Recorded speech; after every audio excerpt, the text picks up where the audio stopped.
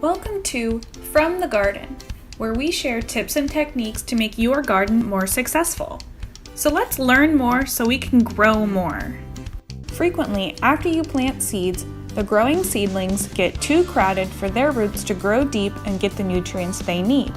That's when you should thin some out and transplant them in a new spot. Thinning your seedlings. Water plants thoroughly before thinning.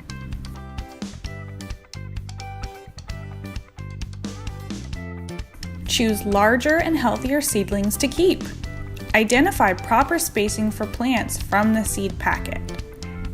Pull smaller seedlings out by the roots. Lastly, water plants again to redistribute the soil. Transplanting. Before we can transplant, we first have to water the area thoroughly. Remove any leaves close to the root ball, like on this rosemary plant. Then, dig hole for transplants, 2 times the size of the root ball of the plant.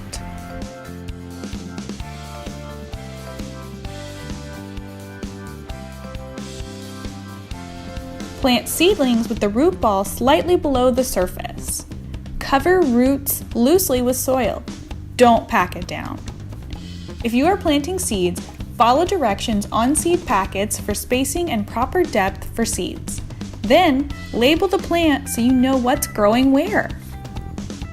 Lastly, water plants again to redistribute the soil.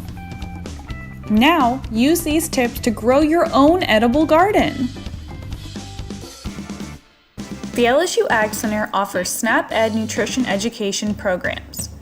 For more information on SNAP-Ed programs near you, contact Jessica Randazzo with the LSU AgCenter in St. Mary and St. Martin parishes.